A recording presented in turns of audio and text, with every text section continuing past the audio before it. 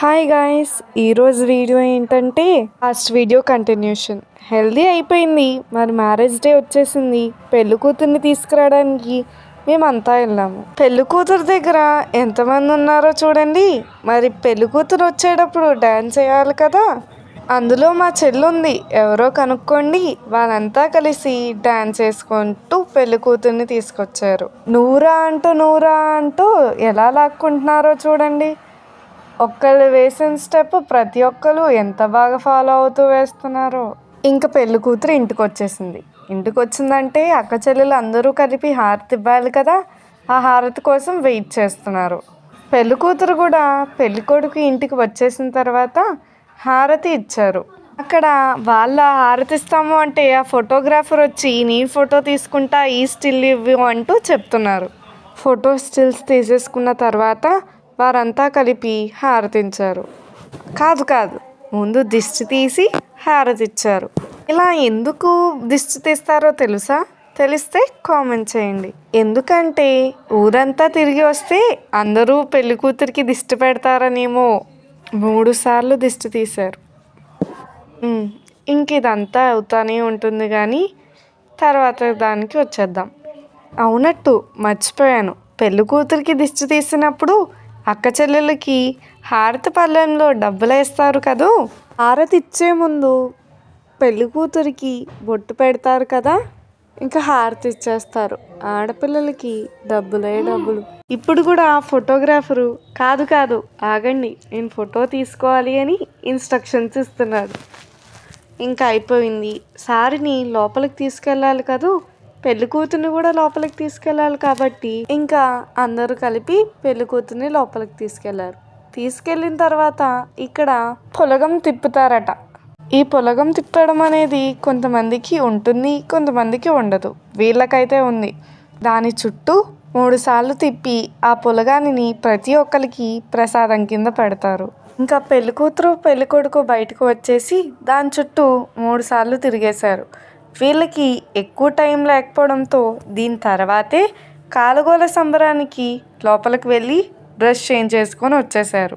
ఇలా తిరుగుతున్నప్పుడు ప్రతి ఒక్కరు వారిద్దరిపై అక్షంతలు వేస్తారు. పైగా వీళ్ళకి పెళ్ళి కూడా రాత్రి 1:04 కాబట్టి కాలుగోల సంబరం జరుగుతుంది చూడండి.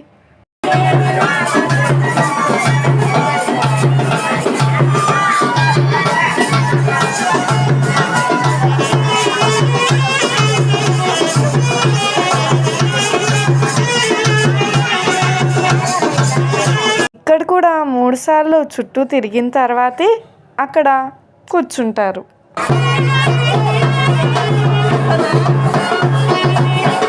ఇక్కడ కూడా ఫోటోగ్రాఫర్ ఫోటో తీసుకున్న తర్వాత వాళ్ళిద్దరు కూర్చున్న తర్వాత ఒకసారి చూడండి, మీకే ఆశ్చర్యం వేసిద్ది. ఏంటంటే ఒక్కొక్కరు ధాన్యం తెచ్చి వాళ్ళ మీద ఉంపేసేసారంతే. ఇంకా వాళ్ళిద్దరిని కూర్చోబెట్టేసి ధాన్యం పోయడం స్టార్ట్ చేస్తారు. కూర్చుని పోయారా, ఇక చూడండి స్టార్ట్ అవుతుంది ఫుల్ ఆఫ్ క్రౌడ్తో. ముందు పెళ్లి కొడుకు వాళ్ళు పెళ్లి కూతురు వాళ్ళు తెచ్చిన ధాన్యాన్ని వాళ్ళ దగ్గర వేస్తారు. దాని తర్వాత వారి ఊర్లో ఉన్న జనమంతా వచ్చి ఒకరి తర్వాత ఒకరు ధాన్యాన్ని పోస్తారు.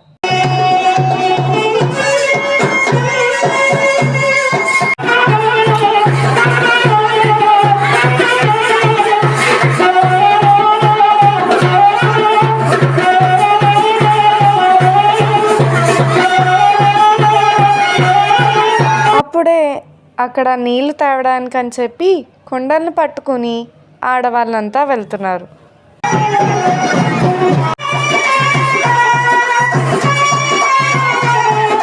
ఇక్కడ క్రౌడ్ ఎక్కువైపోవడంతో వీడియో ఆపేశాను.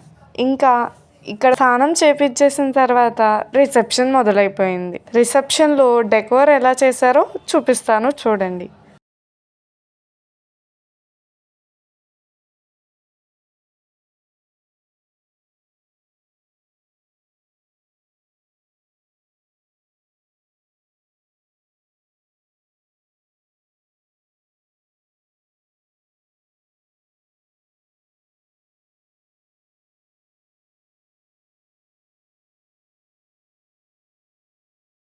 అక్కడక్కడ రిసెప్షన్ చూసేసుకొని భోజనం చేసేసిన తర్వాత ఇంకా మేమందరం ఫోటో తీసుకొని మ్యారేజ్ 1:04కి లెగిచేసి అక్కడ కూర్చొని చూస్తే పెళ్ళికొడుకు పెళ్ళికూతురికి జీలకర్ర బెల్లం పెట్టుకుని సమయం వచ్చేసింది.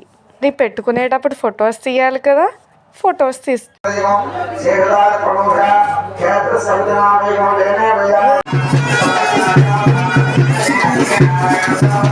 జీలకర్ర బెల్లం పెట్టేసుకున్నారంటే తర్వాత పెళ్ళే కదా, మరి మంగళసూత్రం కూడా కట్టేశారు.